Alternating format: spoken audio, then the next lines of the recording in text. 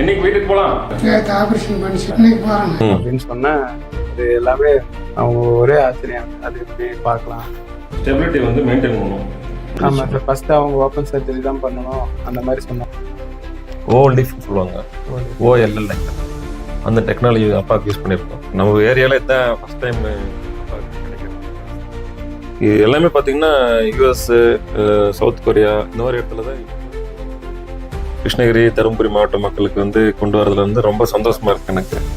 Power of ஓலிஃப் surgery, அதாவது oblique lumbar Appar பாடி fusion சர்ஜரியில் வந்து பேஷண்ட்டுக்கு எந்தவித பெரிய தழும்பும் இல்லாமல் மசில் சதைய போனெல்லாம் உடைக்காமல் ஹோல்ஸ் மூலமாக ஸ்க்ரூ போட்டு அதே ஹோல்ஸ் மூலமாக ராடும் போட்டு அதுக்கப்புறமா உள்ளே அடைச்சிட்டு இருந்ததை சைடில் வந்து கிளியர் பண்ணிவிட்டு உள்ளுக்குள்ளே கேஜ் வச்சுருக்கோம், போன் கேஜ் வச்சுருக்கோம்.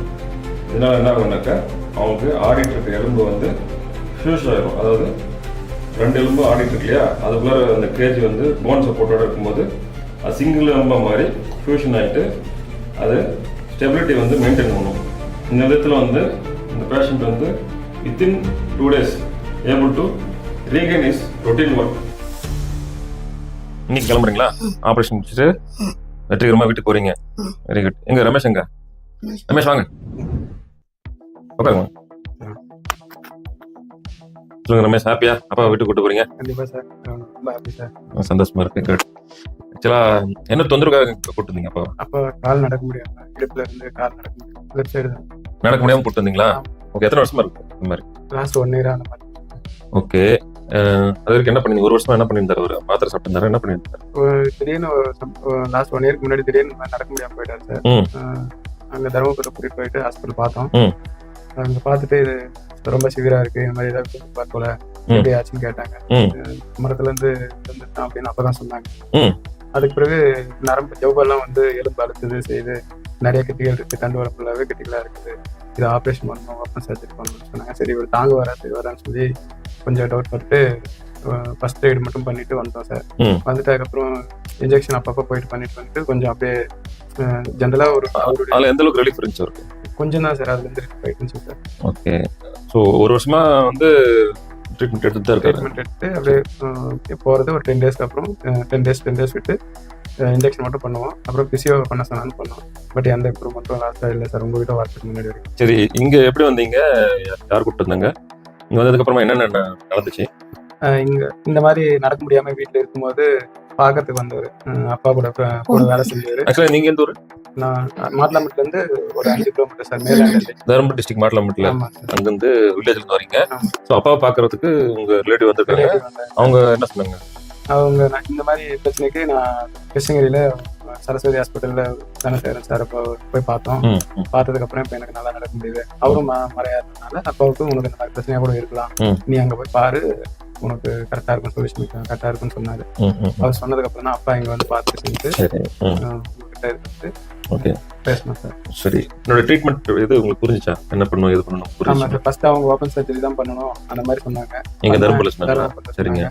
பட் அது நிறைய பேர் சஜஷன் பண்ணாங்க, இது பண்ணா ஆக மாட்டாரு, செய்ய மாட்டாரு, அவ்வளவுதான், இதுக்கு மேல பண்ண வேண்டாம், ரிஸ்க் இருக்கு வேணாம்னு சொல்லி சொன்னாங்க. பட் நீங்க கிட்ட பேசும்போது தான் சார் அந்த கான்ஃபிடென்ட் கிடைச்சது. நீங்க எண்டோஸ்கோப் மூலமா பண்ணிக்கலாம், லேசர் மூலமா பண்ணிட்டு நம்ம லேட்டஸ்ட் டெக்னாலஜி யூஸ் பண்ணி பண்ற ஆப்ஷன் நம்மகிட்டே இருக்கு. அந்த ஆப்ஷன் வச்சு நான் பண்ணி தரேன், இவர் கான்ஃபிடென்ட்டா 2 daysல நீங்க நடக்க வைக்கலாம், நீங்க நம்ம சொல்லி கான்ஃபிடென்ட் பண்ணிட்டு அது மாதிரி நடந்தாருங்களா? அந்த மாதிரி ஆபரேஷன் பண்ணி அடுத்த நாள் நடந்துட்டாங்களா? Very good, very good. ரொம்ப சந்தோஷமா இருக்கு சார். ஓகே. அதாவது நான் என்ன சொன்னேன்னா, அது வந்து ஓப்பன் பண்றத விட நம்ம வந்து ஹோல்ஸ் மூலமா ஒரு தொழில் மூலமா வந்து ஸ்க்ரூஸ் போட்டு ராடை அதில் போட்டு அவரை வந்து நடக்கலான்ட்டு நான் பிளான் பண்ணுவோம். இவருக்கு என்ன பிரச்சனைனாக்கா, ஏற்கனவே டிஸ்கஸ் பண்ணத்தான் எலும்பு வந்து 4 நம்பர் 5 நம்பர் எலும்பு வந்து 1க்கு 1 விலகிட்டு இருந்துச்சு, லூஸ் ஆடிட்டு இருந்துச்சு. அதனால நம்ம வந்து இன்ஜெக்ஷன் போட்டாலும் யூஸ் கிடையாது. ஸோ மோஸ்ட்லி நான் இன்ஜெக்ஷன் போட்டு தான் நம்ம ட்ரீட்மெண்ட் பண்ணுவோம். ஆனால் இவருக்கு வந்து ஆடிட்டு இருக்கிறதுனால லூஸாக இருக்கிறத வந்து ஃபிக்ஸ் பண்ணணும். அதுக்கு தான் ஓப்பன் பண்ணி பண்ணும்போது என்னாக்கா சதையெல்லாம் பிரிச்சுட்டு எலும்பெல்லாம் உடச்சிட்டு உள்ளே போய் பண்ணுவாங்க.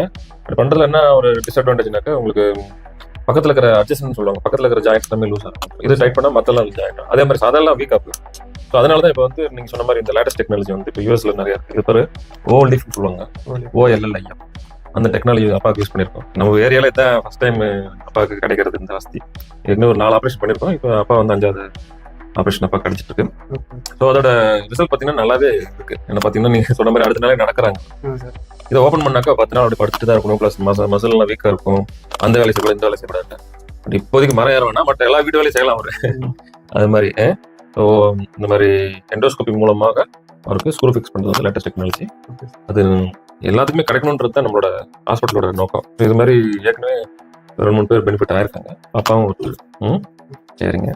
வேற என்ன சொல்ல விரும்புறீங்களா இந்த ஆப்ரேஷன் பத்தி? மற்றவங்களுக்கு என்ன சொல்ல விரும்புறீங்க?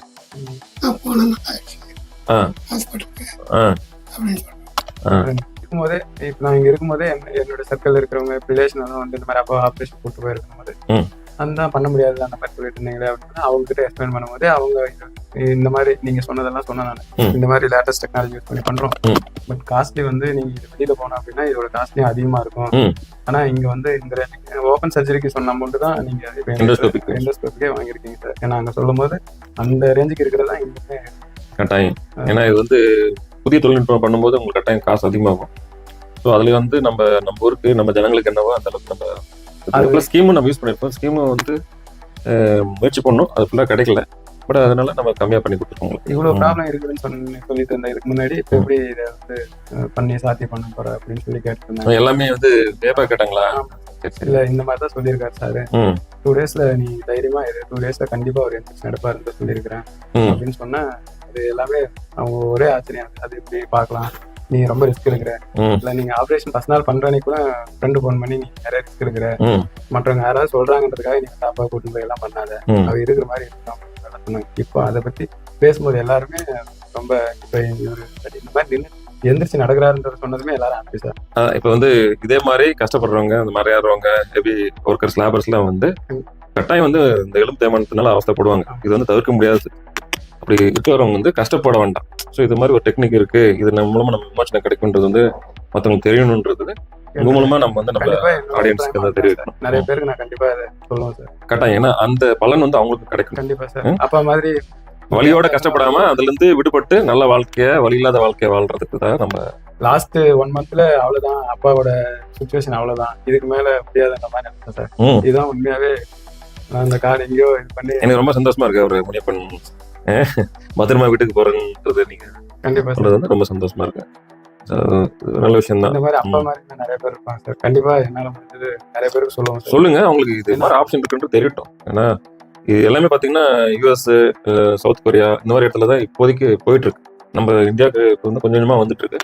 நம்ம ரெகுலரா நம்ம அங்க போயிட்டு ட்ரைனிங் எடுத்துட்டு பிளஸ் கிளாஸஸ் எல்லாம் அட்டன் பண்றதுனால நமக்கு அதோட இம்பாக்ட் தெரியுது என்னென்ன பண்ணுறோம். ஸோ நம்மளும் இங்கே பண்றோம், நம்ம மக்களுக்கு பண்றோம். அந்த பலன் வந்து நம்ம தமிழ்நாட்டு மக்களுக்கும் கிடைக்கணுன்றது தான் மெயினாக சரஸ்வதி ஹாஸ்பிட்டலோட ஸ்பைனோட யூனிட்டோட கான்செப்ட். அது கிடைக்கிறத சந்தோஷம். சொன்ன இந்த கான்செப்ட் அப்படியே சொன்னதுமே இப்போ பாண்டிச்சேரியில இருந்து அங்கிருந்து அங்க இந்த மாதிரி ப்ராப்ளம் இருக்கு, அப்ப நான் இங்க சாரை வந்து பார்க்கணும் அப்படின்னு சொல்லி கட்டாயம். நம்ம ஊர் பாண்டிச்சேரி தமிழ்நாட்டில் இப்போதான் எவால்வேட் ஆயிட்டு இருக்கு. தான் கொஞ்சம் கொஞ்சமா வந்து இதை பத்தி ஒரு விழிப்புணர்வு இருக்கு. டாக்டர்ஸ் நடுவில் டாக்டர்ஸ்க்கே இப்போதான் விழிப்புணர்வு இருக்கு. இந்த தொலை மூலமாக நம்ம ஸ்க்ரூஸ் போடலாம், தொலை மூலமாக கேஜ் போடலான்ட்டு. ஸோ அந்த OLLIF டெக்னாலஜி வந்து உலக அளவில் இப்போ வந்து பாப்புலர் ஆயிட்டு, அதை நம்ம கிருஷ்ணகிரி, தருமபுரி மாவட்ட மக்களுக்கு வந்து கொண்டு வரதுல வந்து ரொம்ப சந்தோஷமா இருக்கு எனக்கு. அதில் அப்பாவும் ஒரு பயனாளர்ன்ற போது நம்ம பெருமைப்படணும் இல்லைங்களா? கண்டிப்பா. ஆமா. மற்றபடி இஸ் குட். நல்லா சாப்பிடுவீங்க. கொஞ்சம் வீக்கா இருக்காரு. டெய்லி வந்து ஒரு 4 முட்டை கொடுங்க. ப்ரோட்டீன் தேவைப்படுது அவருக்கு. ரொம்ப எமாஷியேட்டடா இருக்காரு பாருங்க. மயக்கமே தாங்குவாரான்னு பயந்துட்டு இருந்தோம். அதனால எங்க மயக்க டாக்டர் வந்து சமாளிச்சு அவ்வளோ பெரிய இதுக்கு மயக்கம் கொடுத்து அவர் ரெடி பண்ணிட்டார். ஸோ டீமும் முக்கியம். நம்ம மயக்க doctor team plus operation theatre setup இதெல்லாமே லேட்டஸ்ட் விஷயனால இது மாதிரி சேலஞ்சிங் கேசஸ்லாம் நம்ம ஈஸியாக பண்ணலாம். நீங்க ஃபர்ஸ்ட் அந்த 3 days வந்து இவரு பாடிக்கு வந்து செக் பண்ணி பார்த்துட்டு பண்ணு ஆப்ரேஷனே சக்சஸ் தாங்க மாட்டார், மயக்கம் தாங்க மாட்டார், பயந்துட்டு இருந்தோம். எங்க மயக்க டாக்டர் வந்து பார்த்துட்டு அவ்வளோ பண்ணிட்டு எனக்கு தெரியும் சொன்னார், இவர் கண்டிஷன் இப்படி இருந்தாலும் நம்ம நல்லபடியாக பண்ணிடலாம்னு சொல்லிட்டு. ஸோ எங்க மயக்க டாக்டர் சொன்னதுனால நானும் ரிஸ்க் எடுத்தேன். நீங்க எப்படி ரிஸ்க் எடுத்தீங்களோ அது மாதிரி எங்க மயக்க டாக்டர் எனக்கு அஷூரன்ஸ் கொடுத்ததுனால முனைப்படுங்க ரிஸ்க் எடுத்து நாங்கள் சர்ஜரி பண்ணோம். நல்லபடியாக போயிடுச்சு. கடவுள் புண்ணியத்தில் நல்லபடியாகவே எல்லாமே நடந்துச்சு. அவரும் இப்போ வந்து சந்தோஷமா வீடு திரும்புறாரு. ஸோ உண்மையுமே எனக்கு ரொம்ப சந்தோஷமா இருக்கு. முனைப்பெண் நல்லா இருக்கிறதுக்கு வாழ்த்துக்கள். நீங்களும் சந்தோஷமா இருங்க. அப்பா பத்திரமா கூட்டு போயிட்டாங்க. திருப்பி செக்கப்புக்கு வந்து ஒரு 5 நாள் கழிச்சு வாங்க. ட்ரையல் போய்க்கிறது 15 நாள் ட்ரையல் போய்க்கலாம். சரிங்களா? சந்தோஷம். Thank you, welcome. Okay Ramesh, thank you. சரி. பல்லி மற்றும் எலும்பு ஆரோக்கியம் பற்றிய எங்கள் வீடியோக்கள் உங்களுக்கு உதவுகிறது என நினைத்தால் லைக், ஷேர், சப்ஸ்கிரைப் மூலம் எங்களை ஊக்கப்படுத்துங்கள். உங்கள் ஒவ்வொரு ஆதரவும் எங்களை மேலும் சிறந்த தகவல்களை வழங்க உற்சாகப்படுத்துகிறது.